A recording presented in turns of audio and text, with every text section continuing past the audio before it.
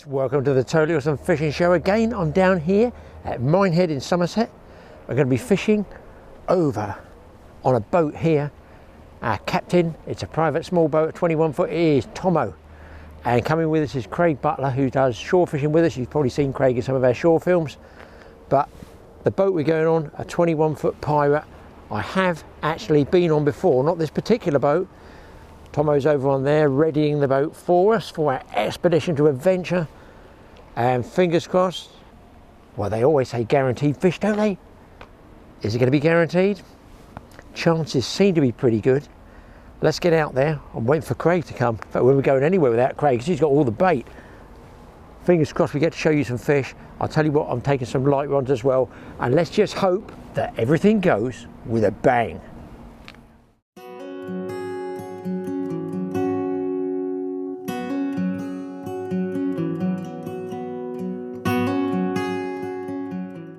There's one thing I do enjoy, it's fishing from small boats.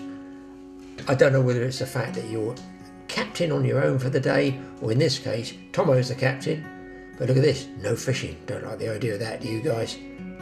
That's on the pier though. That's obviously to protect people. Look, if you were casting out at the end of the pier, you'd be putting it inside Tomo's boat, wouldn't you? So it's sort of all down to common sense at the end of the day. And talking of days, this particular day started off crystal clear. You'd think, do you know what, there's some good weather there. So we turned out and headed up the coast, where we go to the west, past the town of Minehead, where he's based, running up into the tide, just to see what we could catch up there. Unfortunately, it was going to take a turn for the worse. And even though it looks good there, the weather, it can change anywhere, anytime. And that is one of the problems with fishing at sea.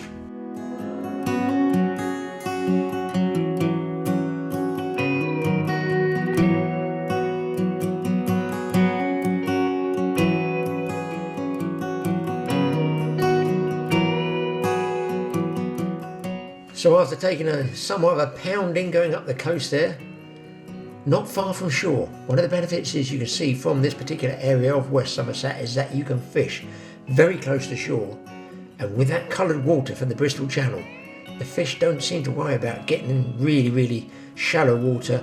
It's not like you need deep clear water. If you can get some good scent trails going through the tide, you know, when you anchor up, you've got a really good chance of catching a fish.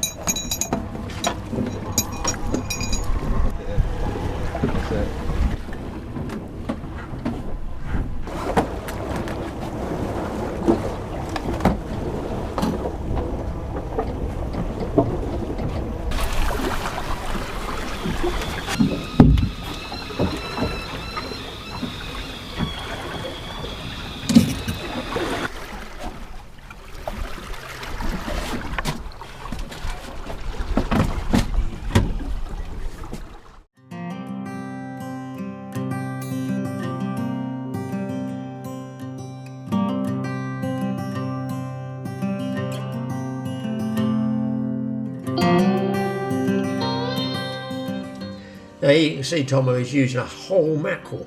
Now, not many people would use a whole mackerel close into shore like this, but it is very successful. But what he does next is watch. He's elasticated it on and then cuts through the gills. So if you go through the gills, cutting the head off, it does indeed give you a good scent or blood trail in the water. And we needed all the help we can get. Just look at the sea. It's really kicked up nastily now.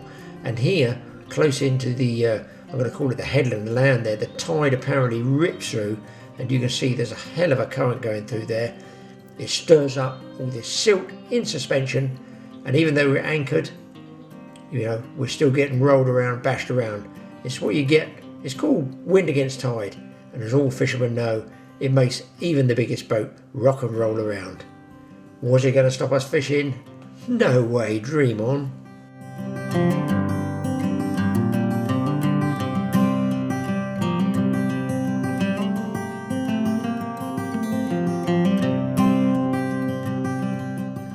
One thing I will say, when it's very, very rough like this, A, I don't enjoy it, but B, make sure you fish with a heavy enough lead to reach the bottom, because in a strong tide and windy conditions it can be very often difficult to see exactly what bites you're getting, if indeed any at all, because sometimes you can just luck into a fish and just start winding in to change your bait and you do in fact get one.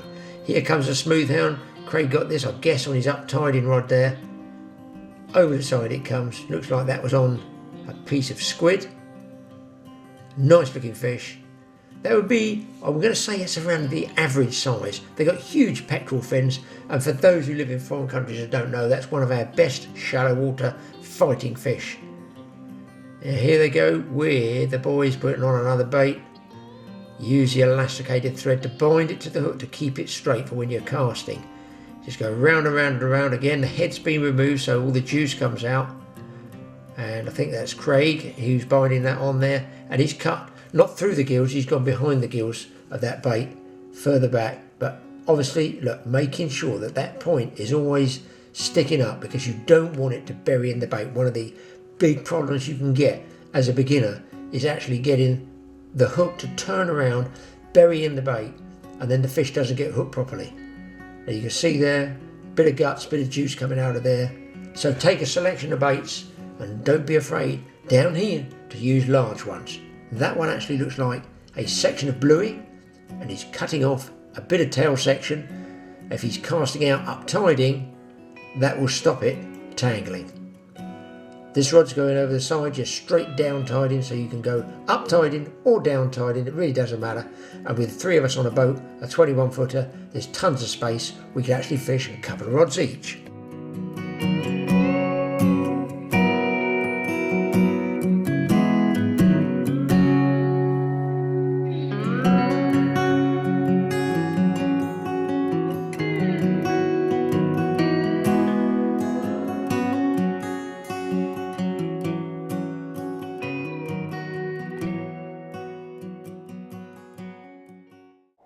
Well, I had a wonderful night's sleep in the boudoir here, as you can see, the bomb site.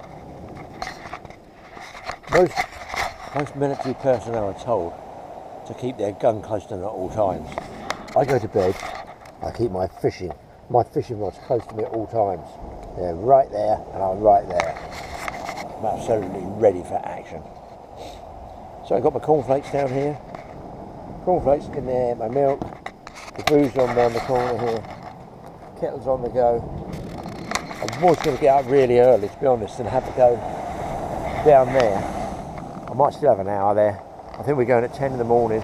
The wind has gone round. It's still windy, but it's gone round. And what a view I've got this morning over there. I don't know what that is. It's gone. I think it's still got. It's gone more southwest. That's better for us. So I'm just waiting for Tomo and Craig to come. I'm really tempted. Look at this setting here. Look. Really, is that a guy fishing down there? Don't think so. No. I'm really tempted to throw a bait out there. They've left me some down here in the cool bag. We'll see what time we got. I want to actually try and get you guys a picture of some of the rays down here. It would have been nice. We got one thornback yesterday. Man, it was rock hard. But that's the way it is on the Totally Awesome Fishing Show. Nothing seems easy, but I'm out there doing it for you. Tidy up the bed a little bit, not a lot. Have my breakfast, and we'll wait for the lads to turn up. Well, it is an hour and 10 minutes those baits have been out there.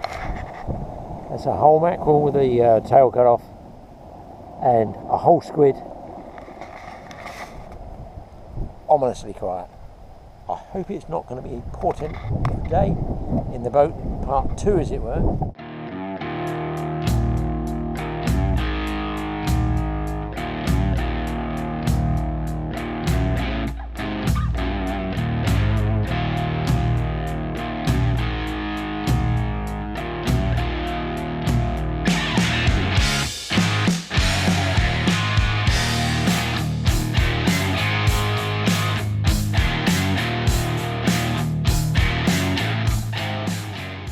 So start the second day today. The mark we're on is just on the edge of Blue Anchor Bay.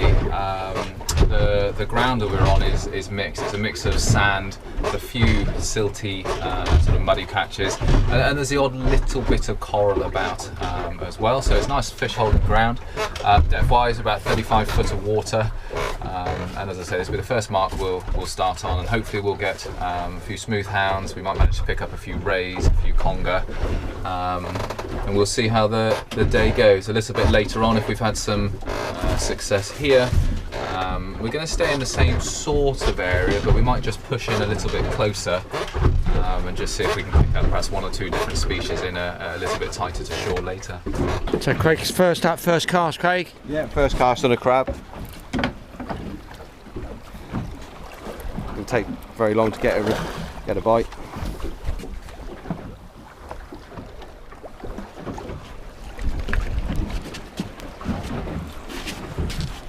Nice hound. All over the lens of the water, but that's the way it is.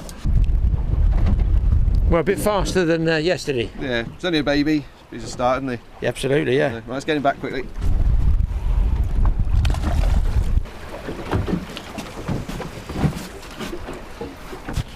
Oh, that's more like it. That's more like it, Tomo. Whole mackerel, that one, won't it? Yeah, whole joey mackerel.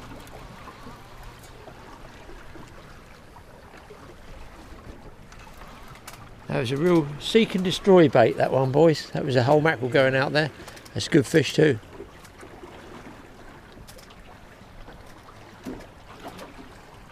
Now, you were saying early on, we were talking on the pier, sometimes on a whole bait like that you can get big bass. Yeah, you can.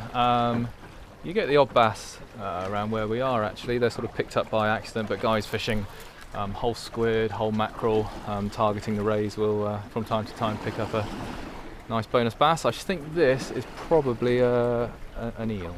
You think it's a conger, yeah? Yeah. It's amazing how you get distinctive sort of head shakes from different Yeah, species and tell which is which. And over here Craig's doing something secret. What are you doing there, Craig? Just preparing a spider peeler just while it's defrosted, so still while it's semi firm, otherwise I just turn it to mush. Just make sure the shell goes out of the boat, don't want to destroy Tomo's boat.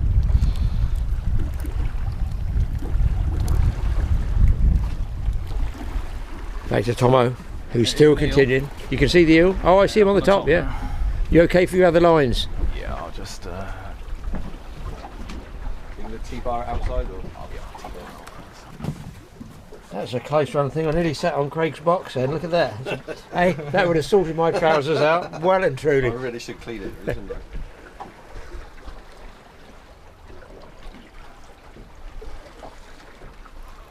I think about 5 minutes ago I said, did you get a conger over the mud, didn't I? Yeah. Hooked it on the hook. He's back there, boys. Spinning in the tide.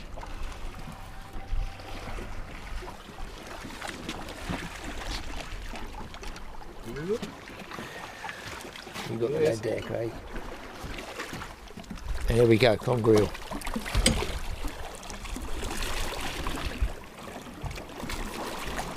Doing his classic conger spin. Just down another 3 inches from that, Craig. So what Craig's using there, so people know what he's trying to do, he's trying to get a T-bar and get it in the bend of the hook. And then you can turn it upside down and generally get the fish off. What I'm using is a 7/0 koi hook, just a single hook, no pennel, and we're going to thread the mackerel on like so. Just pull it through once, then we'll go back in again, and then just to secure it I'm going to use miles and miles of elastic. Good old bait elastic. Good old bait elastic. What leader in that you on there, Tomo? What strain? So it's 70 pound.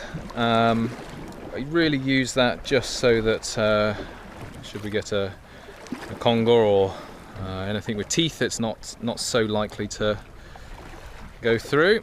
I'm just going to wrap this on. And that's about what, 6 feet long? Yeah, I tend to use 2 lengths, either sort of 4 foot or 6 foot. Anywhere between that length is fine. It's about 4 foot today. And the snap link onto the main line? Yeah, so it's a running ledger effectively. So my lead can then just run freely on the line. Sure. This is just a little bit of a rubbing leader that's about 6 foot long, just in case we do get a few little sharper rocks, or when we're fishing over coral, it just saves any sort of abrasion and nicks getting in the line, which could cause us to lose a fish or two, and we don't want that.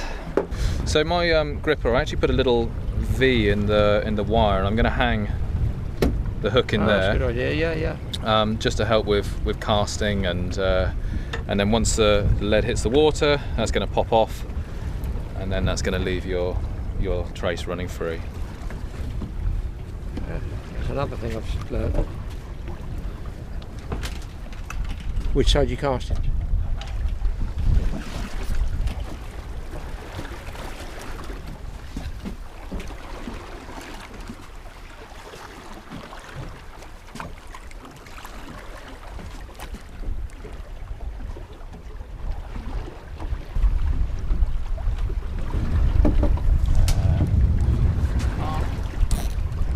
Yeah, so the rods I'm using, they're 9'8" uptide rods. We do a lot of uptiding in the Bristol Channel here with the pace of the tides that we have. The reel I'm using is it's a Pen Fathom 30. It's a lever drag actually.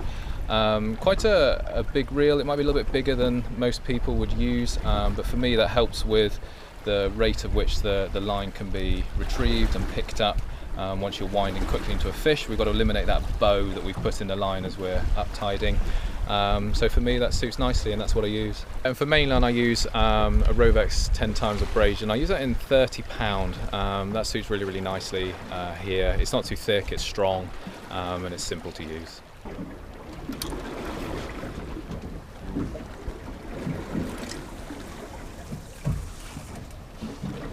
So in the event of a smooth about, this is my favourite bait. This is just a simple hardback crab on a 7/0 hook. Just hook once, straight through the body, and that's that. Same rig uptide? Exactly the same rig, going to uptide it. Again, 70 pound trace, and yeah, we're going to clip it on. Yeah, it's a good idea, that little clip on there. Yeah, just helps hold it there for casting. We're going to whack it out and hope we get a hound.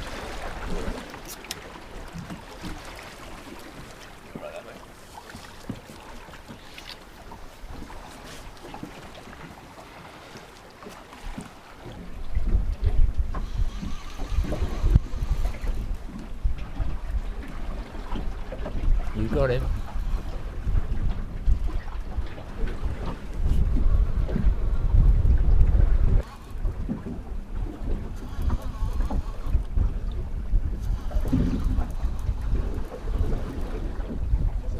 Tiny little strap eel, this is. I don't want the grip leg going through my brain. Whistling around up there.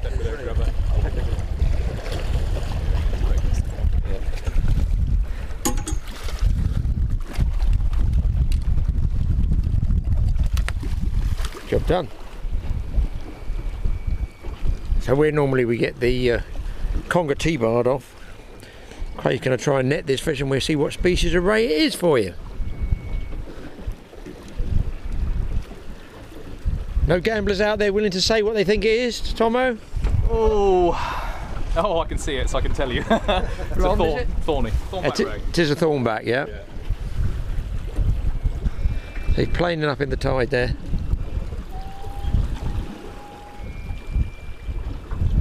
And we're fishing that close to land, I can actually hear the train's whistle. There he comes.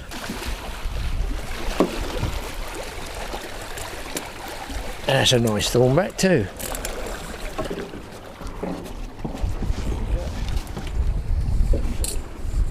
I'm glad we brought you, Tomo. You certainly scoffed that whole mackerel there.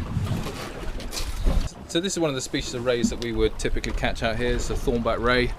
Other species of ray that we might get, and fingers crossed hopefully get later in the day, could be small-eyed ray, blonde ray, and we do get some spotted ray as well.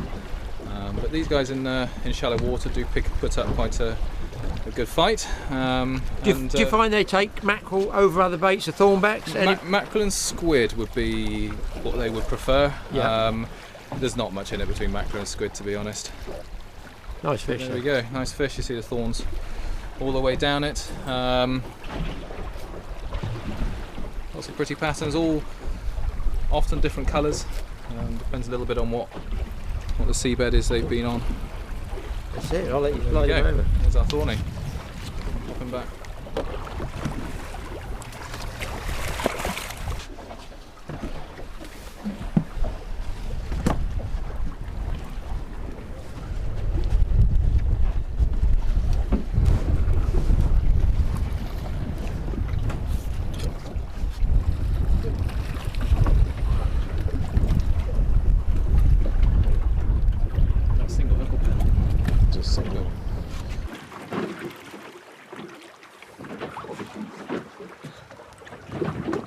He's certainly a goer, isn't he? Yeah. Beauty. There you go. That's all your fish.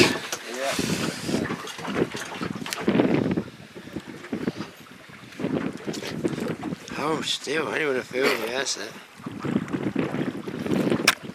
I think he's got my lens in.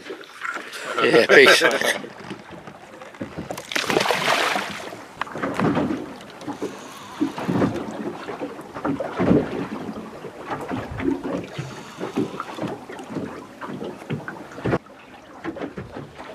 Clear of all the other lines, oh, you're okay.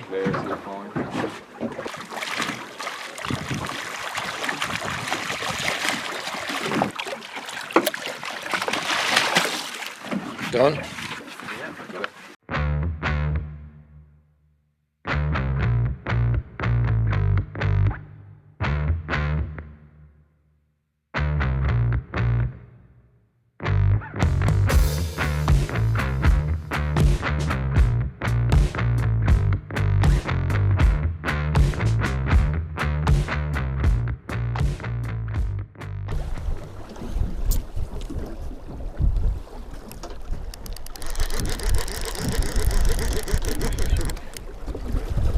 Oh, that's better. Life at the end of the line. How do you get the camera? I got it on, I'm on. I'm on and I'm losing line. I'm now thinking, why did you put that fine wire hook on, Graeme?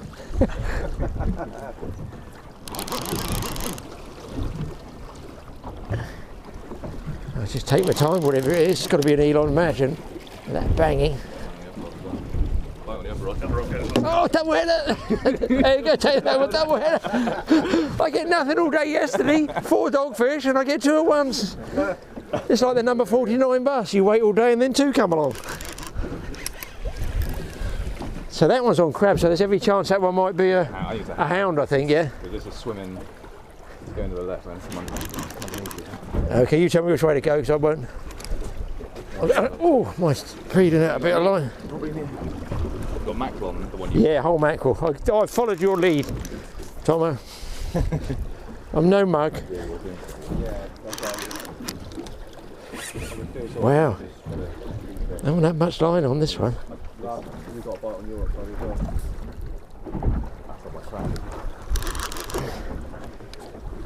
So the head cam, I can get both people. 2 at once, who'd have thought? I think you're right, you're clear at the moment. Yeah, that's right. I think I am, yeah. Wow, good bend in this rod, boys. I think we're going to get the hound up first.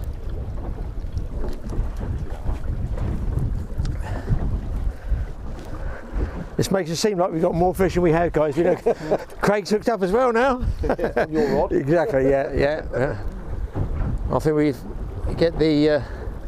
I'm in as well. You got a fish on triple? Got a triple on here, people. Or is it weed?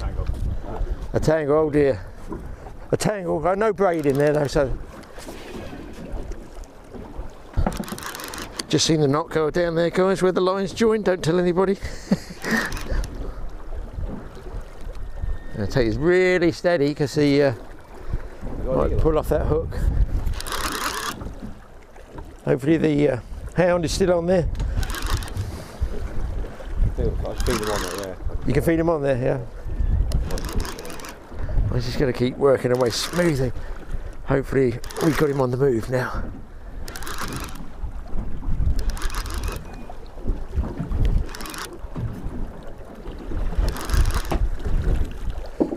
It was a decent size, is it, Craig? It was okay, yeah? Tide there's a bit more tide there. There's more tide pulling on it, yeah? Let's have a look at it.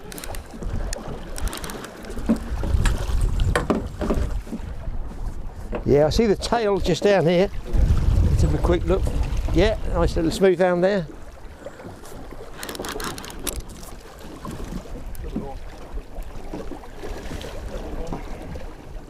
Oh.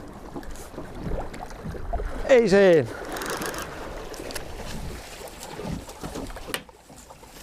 Over he comes. That was strange because the bite I was getting with a very small sort of tapping bite. Yeah, it was On this one, you know, and it's a decent bigger fish than I thought yeah, it was going to be. It did. I thought it was always going to be a little bootlace. Bigger hound, isn't it? Good show. That's the fish I would have caught, guys, if I got 4 arms and 6 legs. Here comes the conger on the surface. Mad, isn't it? Just ease him in slow. That tide makes a hell of a difference, doesn't it? Yeah.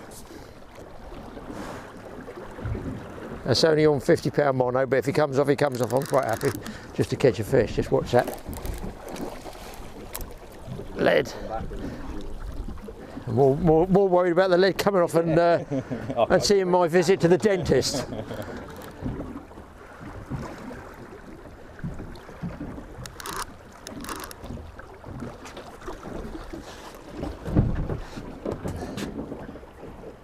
If you could just hold him for a second on the trace, if he kicks off, he kicks off, but I'll come up to you then. That's it, then I can get him.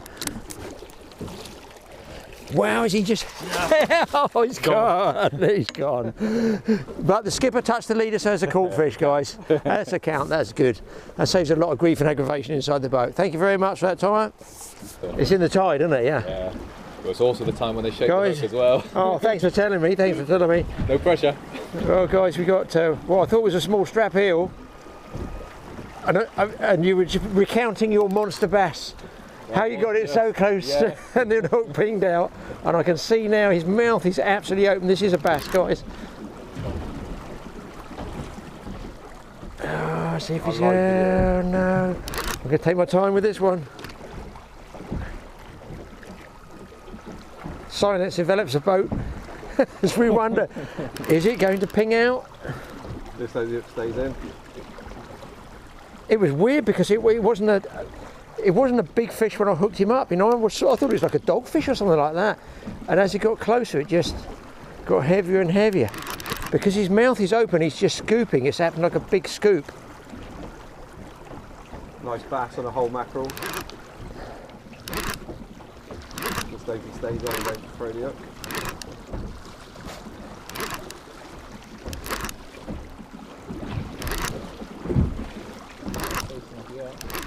Oh, I'll just walk back because I get close. I'm not going to haul arse on it. A little bit closer still. Yeah, I'll leave it to you and I'll just walk backwards.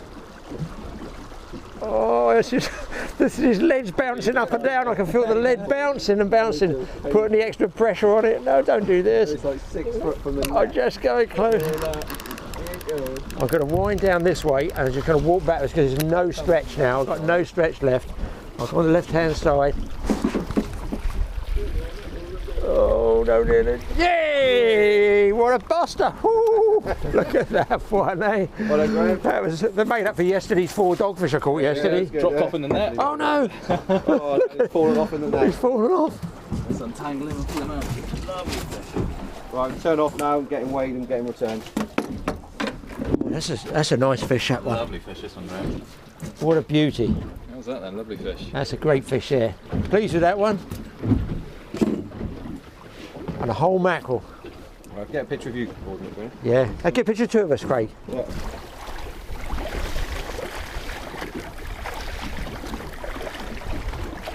There he goes. Go on.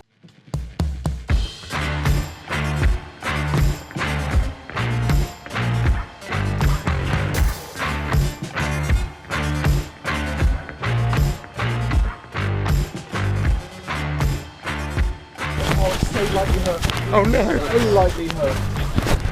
Hang on. Another bass on, guys. Yeah. They're having kittens because the hook's hanging there. Bit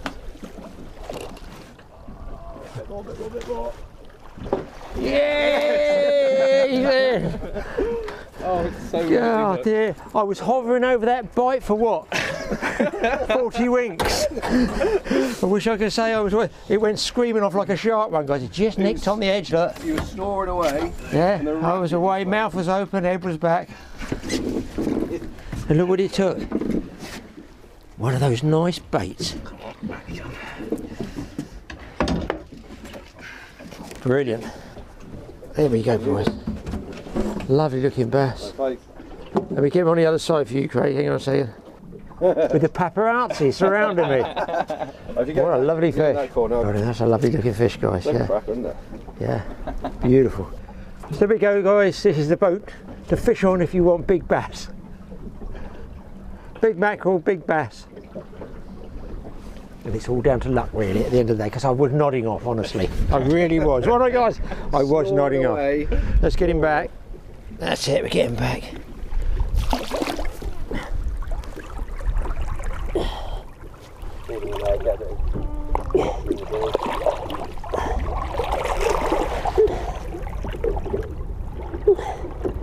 And the ratchet absolutely screamed off. Oh, there you go, he's gone.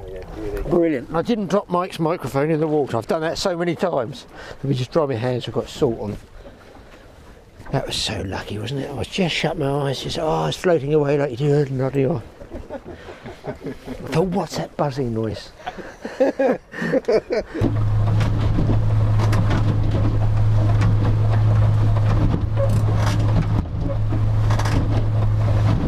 We got some great fishing here. Craig is now on rod duty. He's watching everything. We're going to go in and get some information about this boat, which is a 21-foot Pirate, as I understand it. Yeah, so it's a 21-foot, it's a Pirate 21 offshore angler. It's a really super boat. On the boat, electronics-wise, I've got a Lowrance HDS 8. I use that just to help me identify, obviously the depths and the temperature, but out here to identify the type of seabed we're fishing over.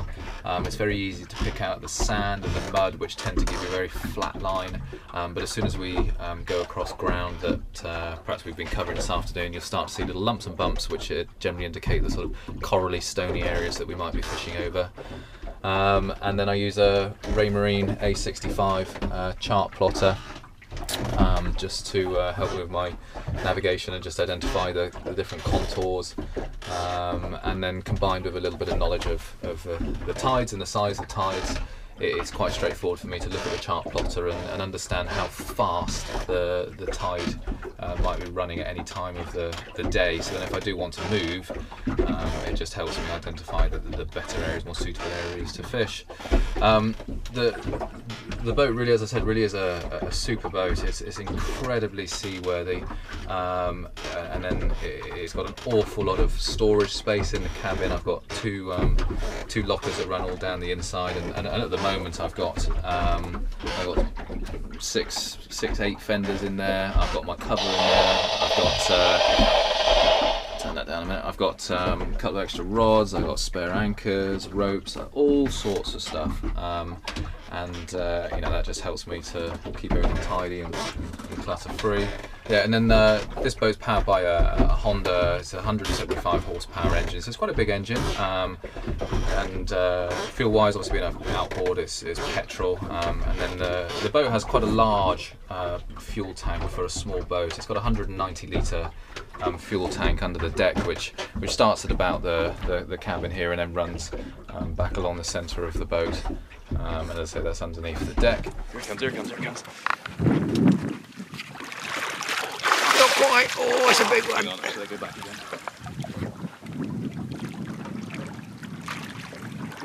Very light hook here. Where is he? I can't see what I'm doing. Come on.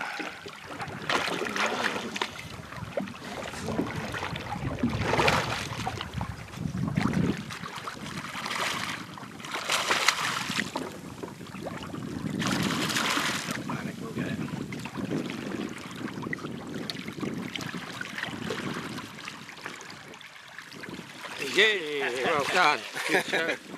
Yes.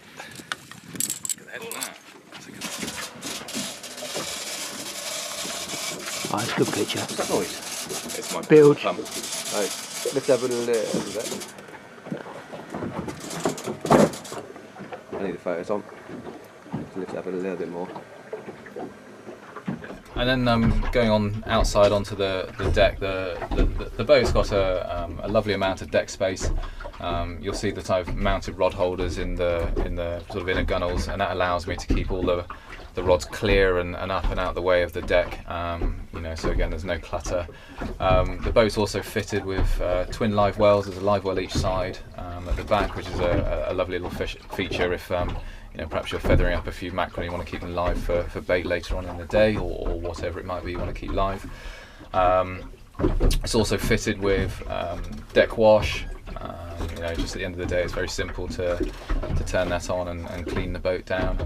There's plenty of space inside the cabin. I've actually got a little cooker, which I've plonked in the corner there, which we make our teas and coffees on all day, and particularly in the winter is a bit of a godsend when it's very cold at times. Make a few toasted sandwiches and eat a few pasties up is lovely. At this point, how have I ever caught? I'm happy with that bit.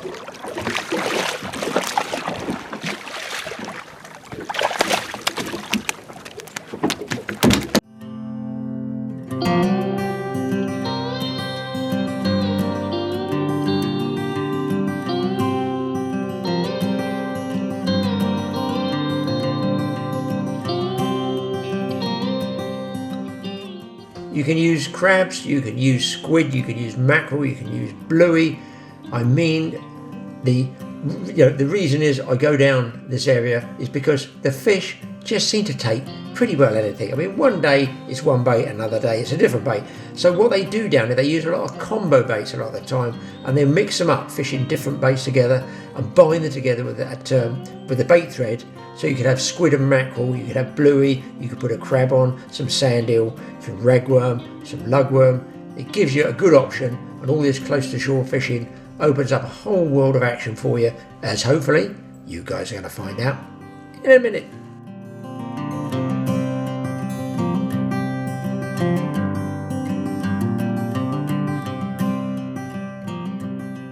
That double might be better. I was going to see if we can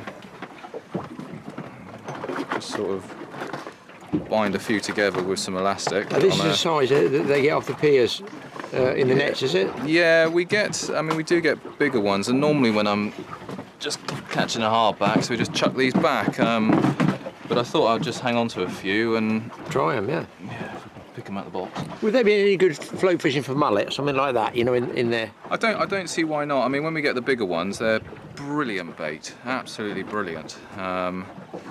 So this is just a bit of an experiment really, but you never know till you try these things, do you? Well, it's got to be done, isn't it? Yeah. Not really sure how many I'm going to need to put on. A few, I think. How do you get your crab baits, Tomo? Do you put a net down just in the harbour or something? Or? Yeah, so I use I actually use a couple of landing net heads that I've adapted, and just lower them down off the side of the wall. Some fishing and a bit of mackerel, herring, something like that. And I suppose every 20 minutes or so I just give them a bit of a pull up, and normally we're... You got enough for bait to start? Yeah, before we came out a couple of days ago, I spent about an hour just collecting some crab, and I suppose I got 60 in an hour, which really, if you're fishing by yourself, that would last you all day just using crab and crab alone. So you're not really worried about peelers, are you? For hounds, you're quite happy using hardbacks? No, I mean, really, I got switched on to using hardbacks it was a couple of years ago, because peelers I just found are very, very expensive. You know, if we went out all day solely targeting the hounds in the earlier part of the year, you know, we'll go through 40, 50, 60 crab in a day. You know, and that obviously costs a bit of money if you're just talking about peelers and peelers alone. So I know a few of the boys locally just sort of started trying a few hardbacks with good success, and so we thought, well, we'll give it a go, and they work very, very well.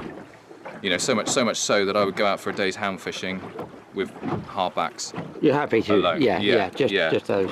Yeah. Go through like that. A bit more elastic out.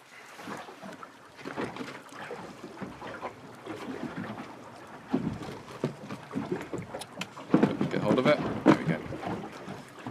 It's about time somebody brought out flavour enhanced elastic. Yeah. Impregnated with filtered oil or something. Sometimes, like the squid and biodegradable elastic. Yeah. That's what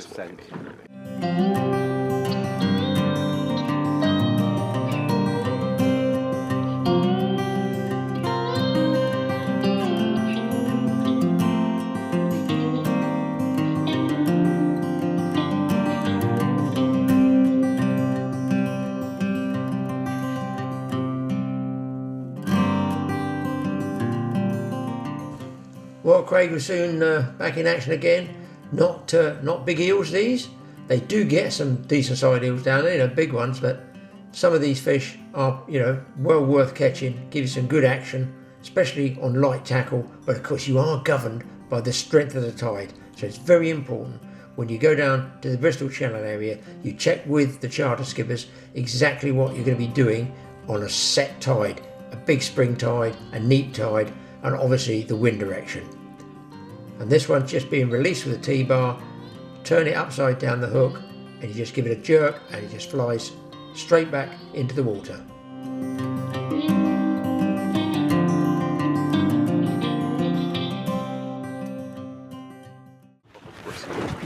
So that one, Craig, tell us about that. Yeah, it's a standard thornback for the Bristol Channel. Very thorny one, this one. Even got a few thorns on his belly, so it could be a thorn belly ray as well. But yeah, he took a bit of a liking to the spider crab peeler. On the uptider, yeah? Yeah, on the uptider, and just, it went off. I thought it was something else, a smooth out, because it took, it went off down tide like we wouldn't believe. So Craig slides his thornback way back, turn around, I barely get time to put the camera down, that's it. Tomo's in on yet another fish. I mean, in contrast to that rough day, it really was bizarre, all the different species on the bite. And this is a baby taupe, just a small taupe. They do get bigger taupe offshore, but they tend to go out in deeper water and further down the west where the water clears a bit. They do get some really big taupe, I mean like 30 pounders plus. But the small taupe like that do seem to come further up the Bristol Channel for a set time of year. I think basically summer and autumn, and then they go. So Tomo's on again, another fish. It was one of those days, guys, that the conger were on the bite big time.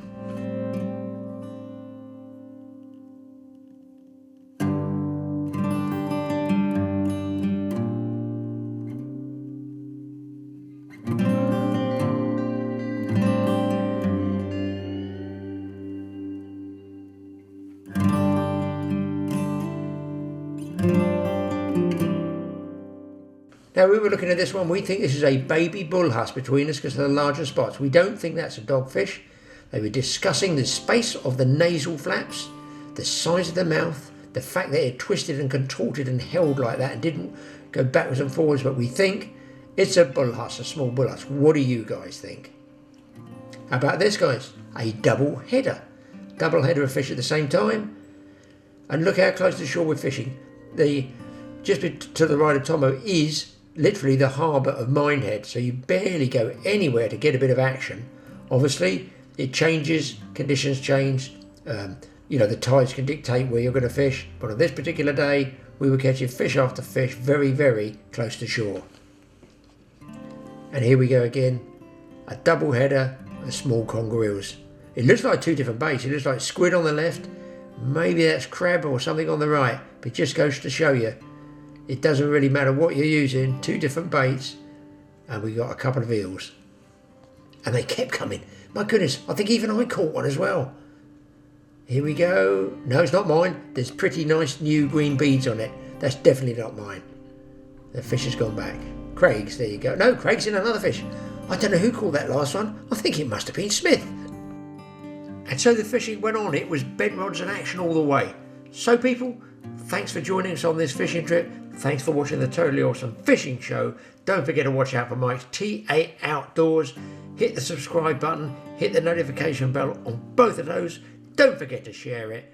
We'll see you next time. And don't forget, of course, Mike's got a range of clothing out on TA Official. Check out the website. We're going to finish at the end here with some great action clips of some great action days.